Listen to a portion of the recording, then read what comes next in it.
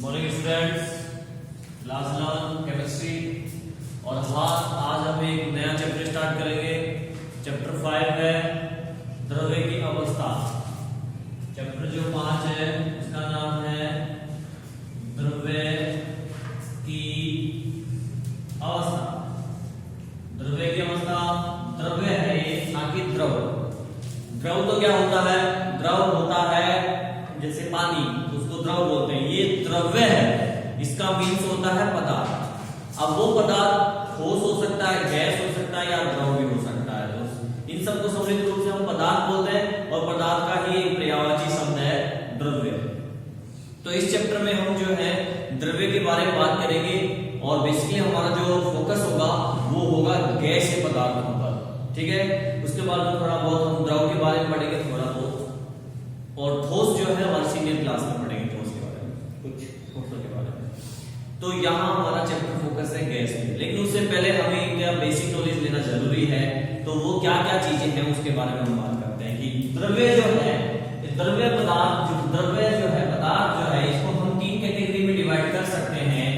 First category जो है आपकी होता है ठोस, और सेकंड कैटेगरी आपकी हो गई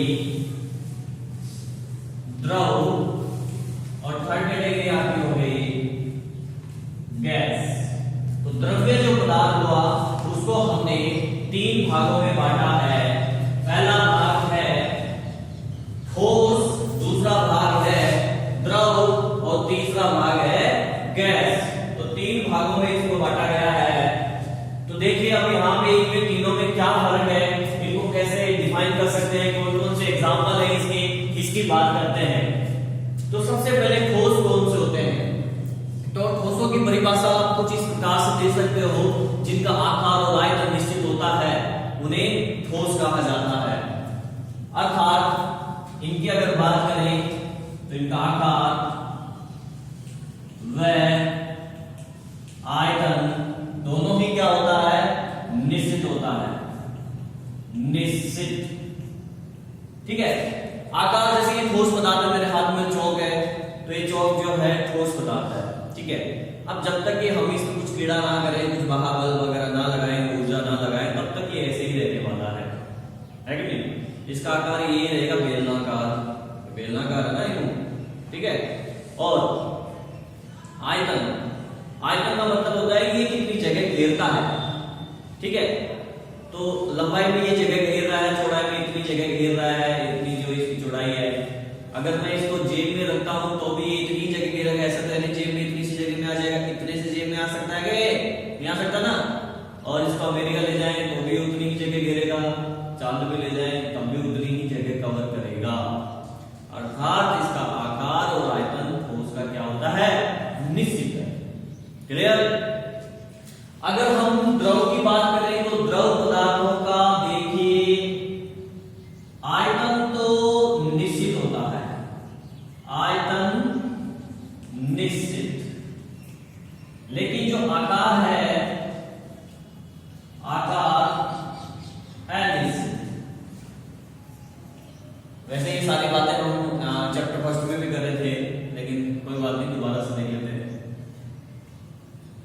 द्रव्य का जो आकार, द्रव यानी कि जैसे जल है, वो द्रव की बात कर रहे हैं। द्रव का आकार अनिश्चित है और आयतन क्या है? निश्चित है। तो इसको जल के एग्जांपल से आप समझ सकते हो कि जल जो है द्रव पदार्थ होता है, इसमें बहने का गुण पाया जाता है। द्रव पदार्थों में बहने का गुण पाया जाता है। वो चीज अलग है कि कोई तेजी से बहता है, कोई धीरे बहता है। जैसे कि पानी तेजी से बहता है तो शहद जो है धीरे बहता है। अब हम बात कर रहे थे कि इसका आकार अनिश्चित है। देखिए द्रव ऐसा है, जिस पात्र में डालोगे वैसा ही आकार वो ले लेता है। अगर आपने उसको गिलास में डाला तो गिलास जैसा आकार ले लेगा, आपने उसको प्लेट में डाला तो प्लेट जैसा आकार ले लेगा, थाली में डाला तो थाली जैसा आकार हो जाएगा, कंटेनर में डाला तो कंटेनर जैसा आकार हो जाएगा। तो द्रव पदार्थ ऐसा है जिसको जिस पात्र में डालेंगे वो वैसा ही आकार ले लेता है। इट मीन्स इनका आकार अनिश्चित होता है। लेकिन अगर आयतन की बात करें तो ये निश्चित होता है, जगह जो घेरेगा। देखिए 1 लीटर द्रव मैंने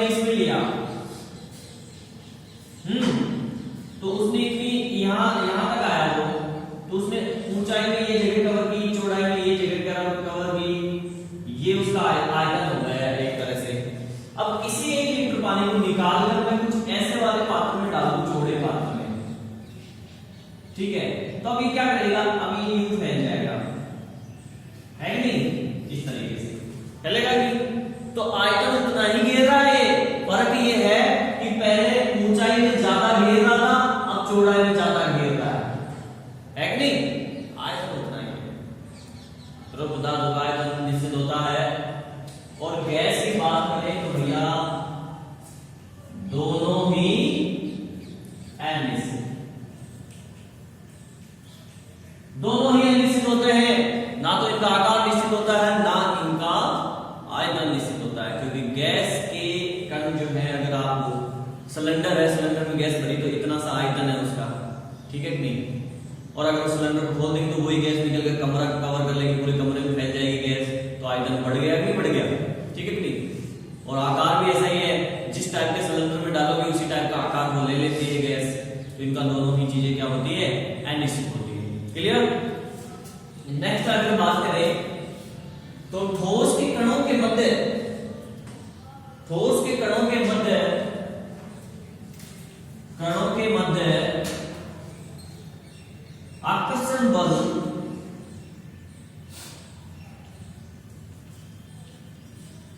बहुत अधिक होता है, बहुत अधिक होता है,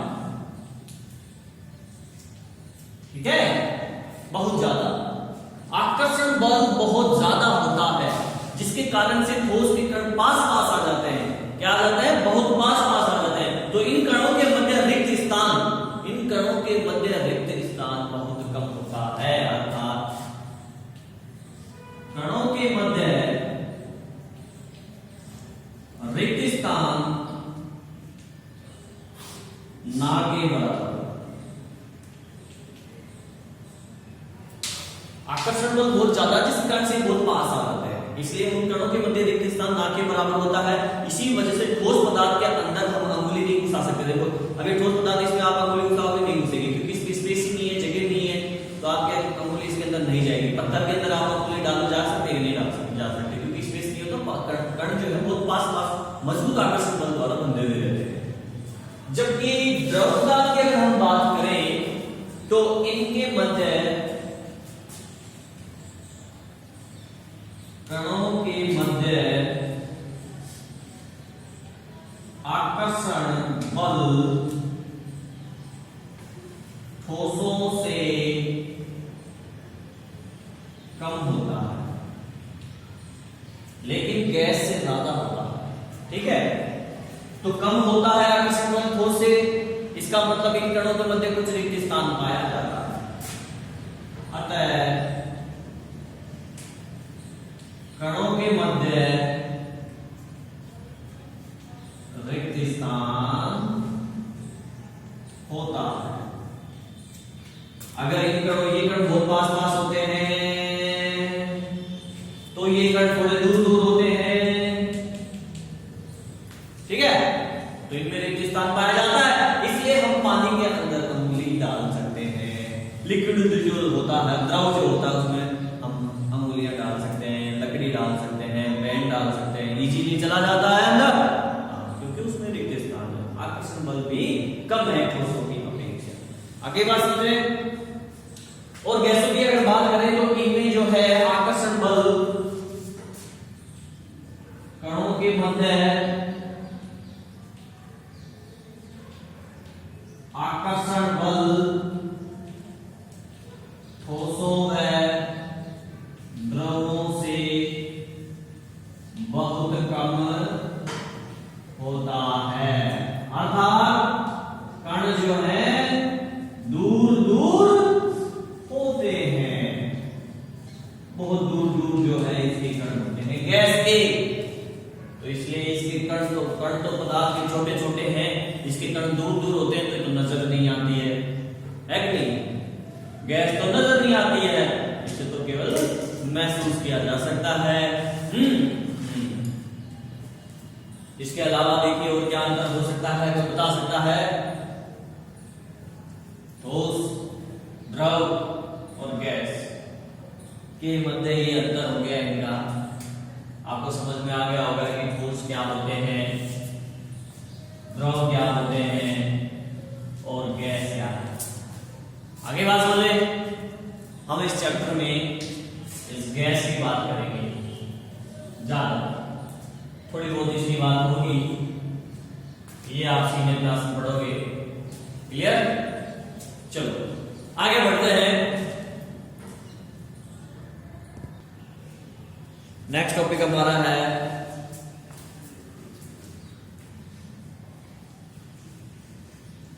अंतरा आणविक बल। अंतरा आणविक बल का मतलब हो गया कि अणुओं के मध्य लगने वाले बल। अब अंतरा आणविक बल जो है आकर्षण बल होते हैं या प्रतिकर्षण बल हो सकता है। दो अणुओं के मध्य आकर्षण बल हो, दो अणुओं के मध्य प्रतिकर्षण बल हो, तो ये अंतरा आणविक बल कहलाते हैं। इन अंतरा आणविक बलों के बारे में जोहानन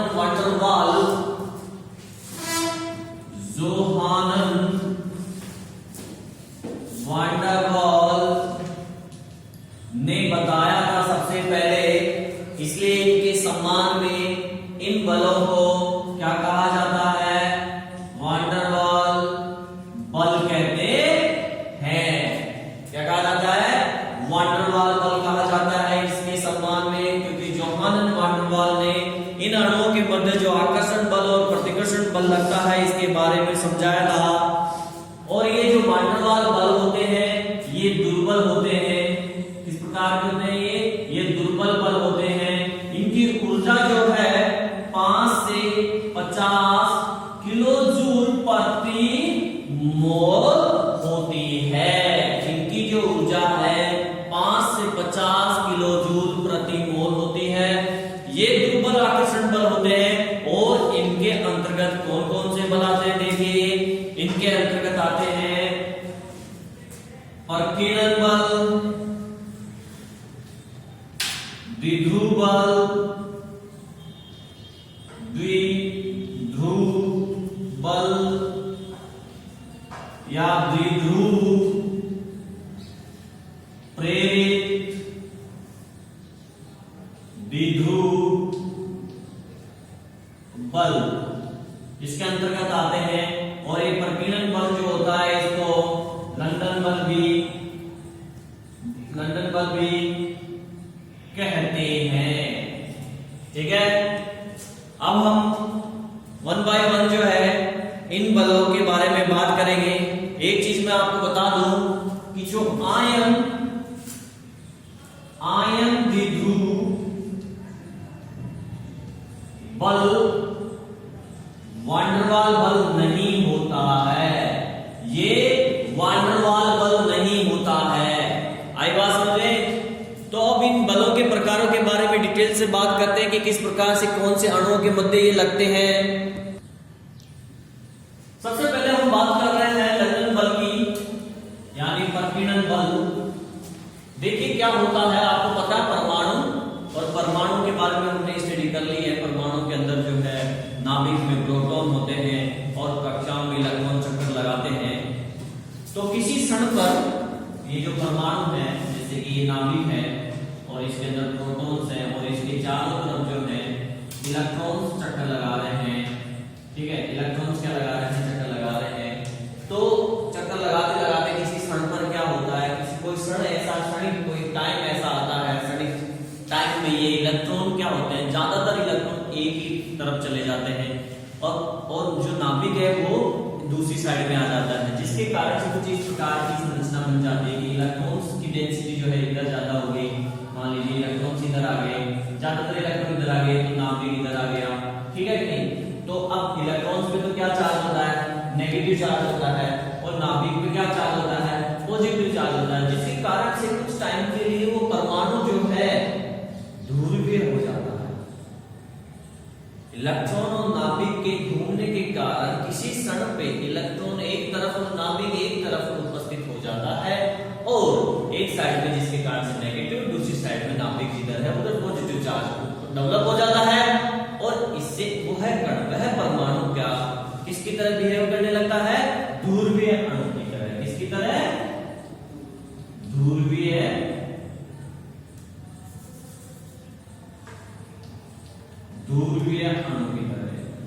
ठीक है। और जब ये परमाणु एक ध्रुवीय अणु किसी दूसरे अणु के पास आता है, किसी दूसरे अणु के पास होता है, तो उस अणु के अंदर भी ये ध्रुवणता उत्पन्न कर देता है, यानी उसमें भी क्या उत्पन्न हो जाएगी, ध्रुवणता। इसके कारण से आई बात समझे। इसलिए फिर इन दोनों के मध्य क्या लगता है, आकर्षण उत्पन्न हो जाता है। क्या उत्पन्न हो जाता है, आकर्षण उत्पन्न हो जाता है। और इस आकर्षण को ही प्रकीर्णन बल या लंदन बल कहा जाता है। लंदन बल के बारे में किसने बताया, फिंच लंदन ने बताया 1930 के अंदर। तो ये होते हैं लंदन बल। आगे बात समझे, ठीक है। जैसे जैसे अणुओं का आकार बढ़ेगा, जैसे जैसे परमाणु का आकार बढ़ेगा, आकार बढ़ा और इलेक्ट्रॉन की संख्या भी बढ़ी, तो आकर्षण भी क्या होगा, बढ़ेगा। ठीक है, आकार अगर बढ़ेगा अणु का, इलेक्ट्रॉनों की संख्या अगर बढ़ेगी, तो उनके मध्य जो लगेगा आकर्षण बल वो भी क्या होगा, बढ़ेगा। क्लियर, आगे बात समझे, चले आगे। नेक्स्ट जो आकर्षण बल है वो है आयन द्विध्रुव बल। क्या है, आयन द्विध्रुव बल। नाम से आपको इनकी डेफिनेशंस क्लियर हो जाएगी भैया।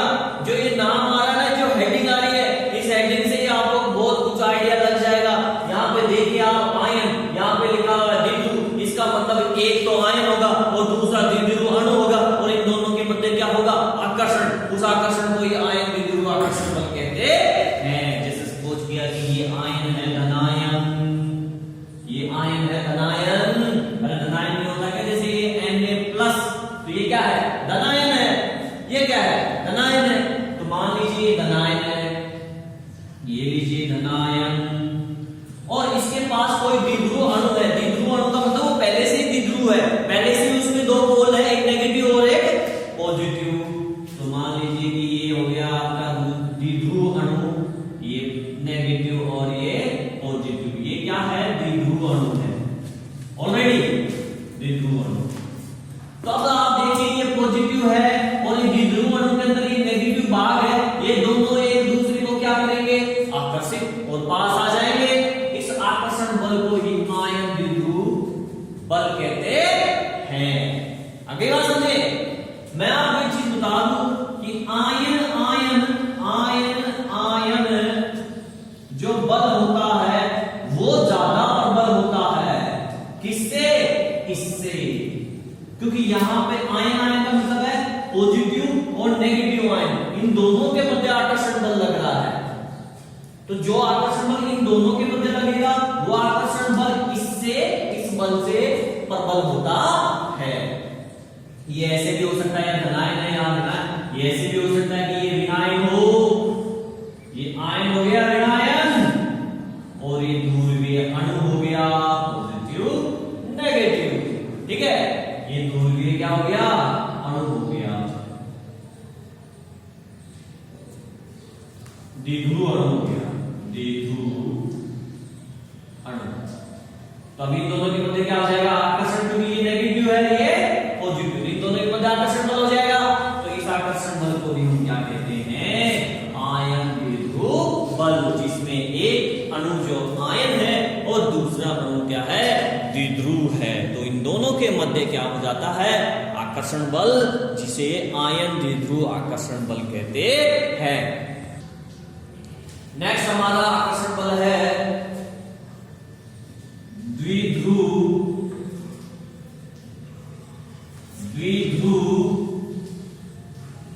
बल। द्विध्रुव बल नाम से क्लियर है, हेडिंग से क्लियर है। द्विध्रुव यानी ये अणु द्विध्रुव है, ये भी अणु द्विध्रुव है, ये ऑलरेडी क्या है, द्विध्रुव अणु है, पहले से ही ये क्या है, ध्रुवीय अणु है पहले से ही। तो जब ये पास आते हैं तो होता क्या है, देखो फॉर एग्जाम्पल में एक एग्जाम्पल से आपको समझाता हूं। ये HCl है, ठीक है कि नहीं। अब ये HCl ध्रुवीय अणु है। कौन सा अणु है, ये ध्रुवीय। क्यों है, आप देखिए यहां पे ये H आबद्ध Cl, ठीक है। इसकी विद्युत ऋणता ज्यादा है, जिसके कारण से इस बॉन्ड के इलेक्ट्रॉन को थोड़ा सा ये अपनी ओर खींच लेगा, तो इस पे आंशिक नेगेटिव आएगा और इस पे आंशिक पॉजिटिव चार्ज उत्पन्न हो जाएगा। तो देखो बढ़ गया ना ध्रुवीय अणु। तो ये द्विध्रुव जो बल है वो पहले से ही ध्रुवीय अणु जो होते हैं उनके मध्य लगता है। अब देखिए HCl जो है, मान लीजिए HCl का अणु है HCl, आंशिक ऋणावेश और आंशिक धनावेश है। जब ये किसी दूसरे HCl के पास आएगा, जब ये किसी दूसरे HCl अणु के पास होता है, तो वो भी पहले से ही क्या है, वो भी पहले से क्या है, ध्रुवीय है। वो भी पहले से ही क्या है, ध्रुवीय है। वो भी पहले से क्या है, ध्रुवीय, आंशिक पॉजिटिव और आंशिक नेगेटिव। तो आप देखिए इसका नेगेटिव पार्ट ये, इसका ये पॉजिटिव पार्ट, दोनों एक दूसरे को आकर्षित करेंगे कि नहीं करेंगे? अरे नेगेटिव पॉजिटिव यानी विपरीत आवेश एक दूसरे को आकर्षित करते हैं। तो फिर इस अणु ध्रुवीय अणु और इस ध्रुवीय अणु के मध्य आकर्षण हुआ। इस आकर्षण बल को ही क्या कहते हैं, द्विध्रुव आकर्षण बल। क्लियर? ये जो द्विध्रुव आकर्षण बल है, ये लंदन बलों से प्रबल होते हैं। यानी कि लंदन बल और द्विध्रुव बल में से आपसे पूछा जाए कि कौन सा ज्यादा प्रबल है, तो आपका आंसर होगा द्विध्रुव बल लंदन बलों से ज्यादा प्रबल होते हैं। नेक्स्ट जो बल की बात करने वाले हैं वो बल है द्विध्रुव प्रेरित द्विध्रुव बल। द्विध्रुव प्रेरित द्विध्रुव बल। आगे बात करते हैं, यहां भी नाम से परिभाषा क्लियर है, ठीक है कि नहीं? ये वो वाली बात है कि मैं बदमाश, तो मेरे पास में जो है मैं उसको भी बदमाश बना दूंगा, ठीक है कि नहीं? फिर हम दोनों में दोस्ती हो जाएगी। सेम ऐसे ही है कि ये पहले से ही ध्रुवीय अणु है और इसके पास में कोई अध्रुवीय अणु है। जब वो इसके पास आता है तो उसको ये क्या कर देता है, ध्रुवीय बना देता है। और इस प्रकार से जो अणु ध्रुवीय बनता है उसे प्रेरित द्विध्रुव कहते हैं। कहते हैं नहीं कि वो तो उससे प्रेरित हुआ है, इस वजह से वो गुंडागर्दी करने लग गया, पहले से नहीं था वो गुंडा, समझ गए कि वो गुंडों के साथ में रह के उससे प्रेरित, उसने उसको बिगाड़ दिया। आई बात समझो, ये वैसे ही है, ये पहले से ध्रुवीय अणु है, इसके पास में अध्रुवीय अणु आया जिसको इसने ध्रुवीय बना दिया, तो इसको बोलते हैं प्रेरित द्विध्रुव। फिर उन दोनों के मध्य आकर्षण बल हो जाएगा। इस आकर्षण बल को द्विध्रुव प्रेरित द्विध्रुव बल कहते हैं। कैसे? एक एग्जांपल लेते हैं। अभी अपन ने लिया था HCl, ये H, ये Cl, आंशिक नेगेटिव, आंशिक पॉजिटिव, मतलब ये पहले से क्या है, ध्रुवीय अणु है। पहले से क्या है, ध्रुवीय अणु है। अगली बात समझ में, ये तो पहले से ध्रुवीय है, इसके साथ में कोई ये अध्रुवीय अणु अपन ने लिया Cl2, तो Cl2 का मतलब Cl और Cl, ठीक है? तो ये अध्रुवीय अणु है। ये क्या है, अध्रुवीय अणु है भैया, ठीक है? जब ये इसके पास आता है, जब ये इसके पास आता है तो ये इसके कारण से इसमें भी ध्रुवता उत्पन्न हो जाती है, ये भी ध्रुवीय बन जाता है, इसलिए इसको प्रेरित द्विध्रुव बोलते हैं। इसके कारण से बताइए, इसलिए इसको प्रेरित द्विध्रुव बोलते हैं। कैसे? ऐसे हो जाएगा फिर ये HCl नेगेटिव एंड आंशिक पॉजिटिव, तो अब ये भी क्या बन गया, आंशिक पॉजिटिव और आंशिक नेगेटिव, ऐसे ध्रुवीय बढ़ गया। तो ये तो ध्रुवीय अणु ऑलरेडी था और ये बन गया अब प्रेरित द्विध्रुव, ठीक है? तो अब देखिए इसका नेगेटिव पार्ट इसके पॉजिटिव पार्ट को आकर्षित करेगा, तो इन दोनों के मध्य जो आकर्षण बल होगा, इस आकर्षण बल को ही हम द्विध्रुव प्रेरित द्विध्रुव बल कहते हैं। क्लियर? नेक्स्ट हमारा आकर्षण बल है आयन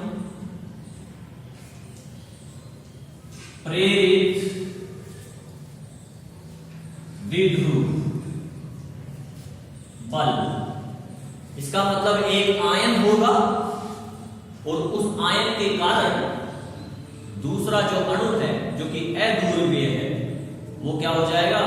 ध्रुवीय हो जाएगा, तो वो प्रेरित द्विध्रुव कहलाएगा। फिर इन दोनों के मध्य आकर्षण बल होगा, इस आकर्षण बल को हम आयन प्रेरित द्विध्रुव आकर्षण बल कहते हैं। कैसे? देखिए मैंने एक आयन लिया धनायन, धनायन का आकार छोटा होता है, ये धनायन ले लिया मैंने, धनायन, तो ये एक आयन हो गया, ठीक है, धनायन है, इस पॉजिटिव चार्ज है ज्यादातर, ये अध्रुवीय अणु है जिसमें ये नाभिक है और ये इलेक्ट्रॉन जिन पे नेगेटिव चार्ज होता है चारों ओर फैले हुए हैं, नाभिक के चारों ओर होते हैं नहीं इलेक्ट्रॉन परमाणु के, ये अध्रुवीय अणु, अध्रुवीय अणु और ये धनायन है। अब ये दोनों जब पास आते हैं, ये दोनों जब पास आते हैं तो देखो क्या होता है, ये धनायन का आकार छोटा है, अर्थात इसका जो प्रभावी नाभिक के आकर्षण बल लग रहा है किसी पे वो ज्यादा लगेगा। प्रभावी नाभिक के आकर्षण बल मतलब है तो नाभिक के अंदर प्रोटॉन है ना, वो इलेक्ट्रॉनों को अपनी ओर खींचते हैं, क्योंकि प्रोटॉन पे पॉजिटिव चार्ज है, इलेक्ट्रॉन पे नेगेटिव चार्ज है, तो पॉजिटिव नेगेटिव को खींचता है, तो प्रोटॉन जो है इलेक्ट्रॉनों को अपनी ओर आकर्षित करते हैं, ठीक है नहीं? तो इसका आकार छोटा है तो इसका जो प्रोटॉनों का आकर्षण बल लगेगा वो क्या लगेगा? ज्यादा लगेगा। तो जब ये धनायन इस अध्रुवीय अणु के पास आता है तो होता क्या है, इसके इलेक्ट्रॉनों को खींचता है, ये अपनी तरफ क्या करेगा? इसके इलेक्ट्रॉनों को अपनी तरफ खींचेगा, जिससे कि ये इलेक्ट्रॉन जो कि नाभिक के चारों ओर फैले हुए थे वो कुछ इस तरफ शिफ्ट हो जाएंगे ऐसे, और नाभिक यहां आई बात समझ में, क्योंकि नाभिक तो पॉजिटिव है, इसका ये पॉजिटिव है, तो ये तो इसको क्या करेगा? प्रतिकर्षित करेगा, जिससे ये तो इधर आ जाएगा, और इलेक्ट्रॉन नेगेटिव है, इसको क्या करेगा? आकर्षित करेगा। सवाल तो ये है कि ये भी तो आकर्षित कर रहा है इलेक्ट्रॉनों को, फिर ये इधर ही क्यों गए? क्योंकि इसका आकार छोटा है, जिसके कारण से इसका जो प्रभावी नाभिक के आकर्षण बल है वो क्या है? ज्यादा है, जिससे कि थोड़े इलेक्ट्रॉन इस तरफ आए। तो अब आप देख सकते हो ये भी क्या बढ़ गया? ध्रुवीय बढ़ गया, नेगेटिव और पॉजिटिव दो सिरे बढ़ गए, तो ये भी क्या हो गया? प्रेरित ध्रुवीय या द्विध्रुव बोल दीजिए, और ये धनायन था ये अपना। अब इन दोनों के मध्य आकर्षण जो बल हुआ, इस आकर्षण बल को ही हम आयन प्रेरित द्विध्रुव बल कहते हैं। क्या कहते हैं? आयन प्रेरित द्विध्रुव बल कहा जाता है। क्लियर? चले आगे, चलो नेक्स्ट हमारा जो है एक टॉपिक और है छोटा सा, जिसकी बात हम यहां कर लेते हैं, वैसे पहले भी कर चुके हैं लेकिन फिर से देख लीजिए। हाइड्रोजन बंध, हाइड्रोजन बंध। अब हाइड्रोजन जो बंध बनता है ये भी एक आकर्षण बल ही होता है, आकर्षण बल ही लगता है। कैसे लगता है? वैसे तो ये दो प्रकार होते हैं जिसके बारे में मैंने आपको डिटेल में बताया था, अंतरा आणविक हाइड्रोजन बंध और अंतरा आणविक हाइड्रोजन बंध के बारे में पढ़ लिया था पहले ही, ठीक है। पर यहाँ पे मैं केवल ये कहूंगा कि हाइड्रोजन बंध जो है कैसे उत्पन्न होता है, किसी अणु के मध्य कैसे आकर्षण बल लगता है, जिसको हाइड्रोजन आबंध कहा जाता है। स्पेशली इसमें कोई इलेक्ट्रॉनों का लेन देन नहीं होता है, इसमें कोई इलेक्ट्रॉनों का संयोजन नहीं होता है।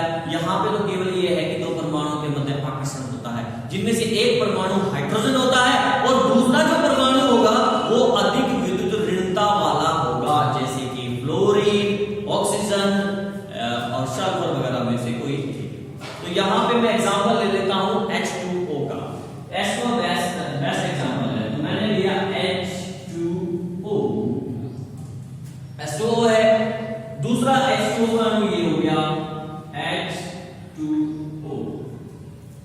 दोनों ऐसे हो गए, ठीक है। ऐसे तीसरा आ जाएगा, चौथा आ जाएगा। अब देखिए आप क्या है, ये तो ऑक्सीजन है जिसकी विद्युत ऋणता ज्यादा होती है हाइड्रोजन से, और ये हाइड्रोजन है इस अणु का।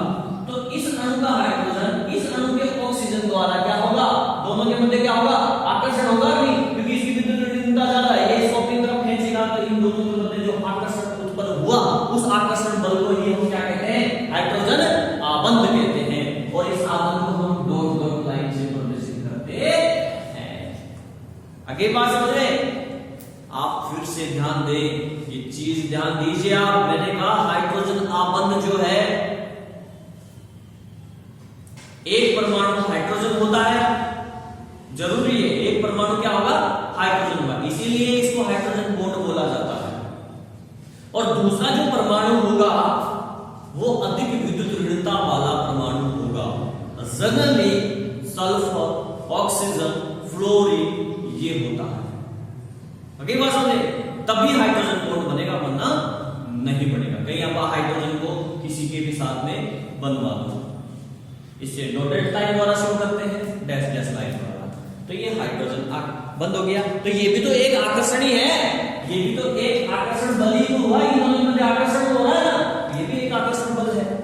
ऐसे आप एग्जाम्पल में ये ले सकते हो, HF, ये दूसरा HF, ये तीसरा HF। तो देखिए अणु हाइड्रोजन क्लोराइड के, फ्लोरीन की विद्युत ऋणता ज्यादा होती है, ये हाइड्रोजन दूसरा अणु इनके मध्य आकर्षण बल उत्पन्न हो जाएगा, इसके मध्य हो जाएगा ये हाइड्रोजन, ठीक है।